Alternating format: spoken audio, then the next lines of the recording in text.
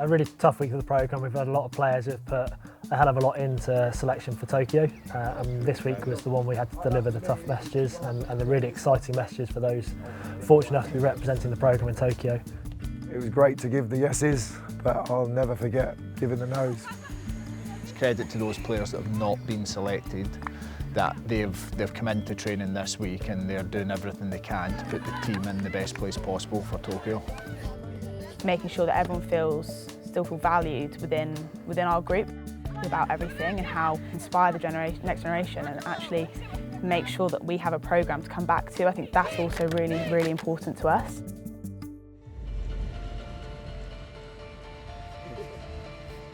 In short, we put it on the players how they wanted to find out.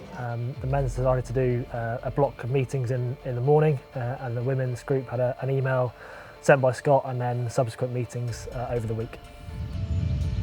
This week is without doubt one of the toughest weeks of the programme. There's some people who are carrying massive emotional highs having been selected, and those who are right down in the dumps at the minute. And it's important that we realise why we're here. We know this is bigger than a medal, and it's about bringing this programme forward. And those 13 that get to represent this programme at the Olympics, they owe it to those that have been not selected. Got LA to prepare for, and we got the Olympics to prepare for, and we need everyone in and training hard, because ultimately you never know what's going to happen.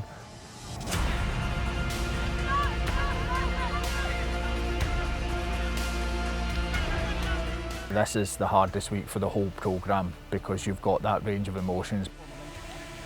I've had 2 players say to me already, if there is an injury, I am going to be the person you're going to select. I'm going to put myself in the best place possible, which as a coach, that's all you can ask for, really. I'm super excited, obviously, to get the email, the classic nerves and stuff and all the emotions that come with it. But yeah, really honoured, and hopefully we can go and do everyone proud. I found it very difficult to enjoy my own success in this, for the feelings of kind of sadness for the guys who are disappointed. And The earlier you work, the more chance you got to say. If anyone's lazy, you're no longer a part of a unit. it was a pretty emotional time for everyone. I imagine most of the boys were walking either in tears before in the room during their meeting or afterwards, like for one reason or another. I've got so much kind of respect for the boys that have been able to, like, one, just show up, because I don't know what that feels like, and I don't know whether I would have been able to do it.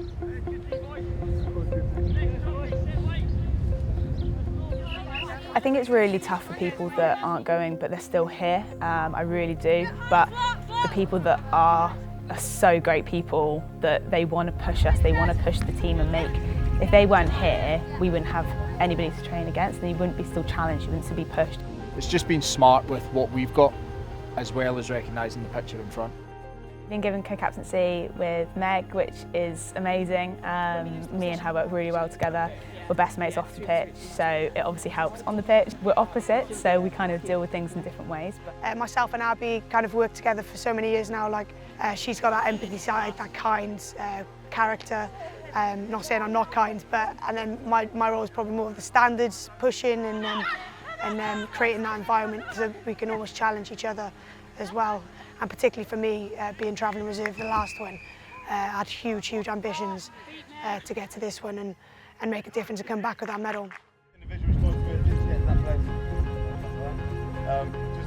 There was like a moment of real pride in the last week, particularly. It's probably being asked to captain the side again. It's nice to tell my granny, you know, she likes to hear it. It doesn't add anything in terms of responsibility or weight, because I think that's something that I would have anyway. Post-Ireland, I think there's a couple of things we need to be working on. We've got our contact element. That area needs to be looked at a little bit more. We need to be a bit more savvy, I think, a bit more streetwise with our kick-offs and things like that. So I think this week is going to be all about those small details, but how can we be a bit more streetwise? How can we break down different defences? I think that was really apparent in Ireland, that they showed us a different picture and how we adapted to it. It took a couple of games to get into it, and I think we don't have time for that in Tokyo. So how do we adapt quicker? Ultimately, that's what's going to help us go and win that gold.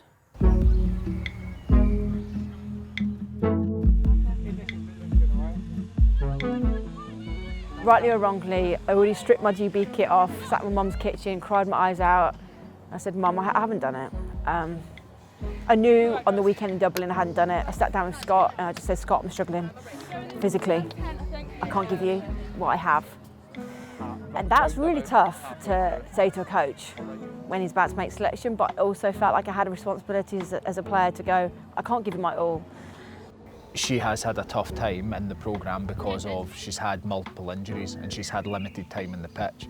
Ultimately, that has impacted what she's been able to do around her performance, which has had an impact on selection. Now, for me, Fish has been great with it. Like, she's been very upfront. It's been a very honest conversation, and she actually said herself, ultimately, she's not fit and she can't do her job. It is literally, the clock has stopped and time is time, and Tokyo is literally here, and I've picked up 2 injuries on the bounce that have pulled me out of training. And although I've played, and I played in Dublin, I couldn't really play. I couldn't run, I couldn't decelerate.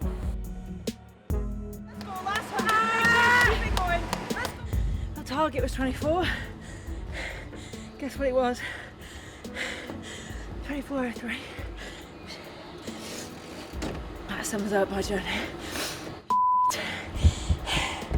I'm sick. I've been an athlete like my whole life.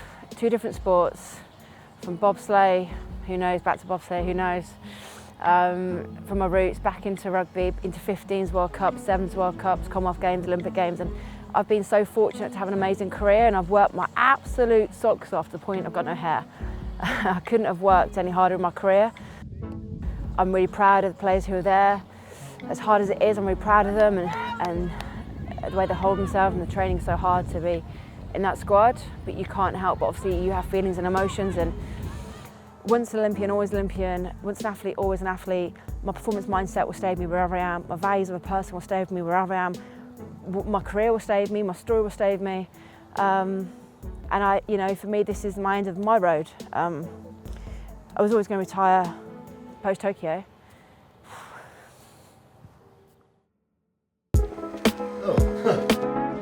Right, welcome to our room. This is all Nort's stuff right here. As you can see, extremely tidy, extremely professional. With his Mackie D's over there, his Subway biscuits. Look at him right there, smiling away.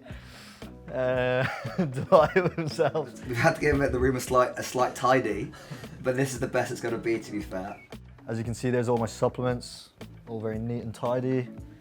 The fan facing towards North. So there cannot be a gap in the curtain at night. So Max hasn't got that level yet of curtain control. So I have to come over there and just make sure it's all set and it's in a proper state, because you can't have light coming through at 5 in the morning. Sleep is a premium at times, especially being at home with kids. So coming away and looking after Max is kind of the same kind of feat, but at the same time I get to be the man in the house. We're here for 1 week and then we're in LA for a week, and yeah, I've been put with North, so apparently I've got the short straw. Yeah, those guys, you're the ones that... So whatever your impression is of North, it's just not him. Whatever he displays to the public, that is not the real Daniel Norton. Smelliest room in the whole of camp. Mile. Really? Did you swear, Harry? As soon as I saw the room list, I was devastated because I knew he's a snorer, and I hate the fact that I can't deal with snorers. So he's got his earplugs ready and everything. Get them in as far as possible. And those were literally embedded into my brain, into my skull last night. So yeah, I thankfully slept okay, to be fair. See, I didn't even hear that.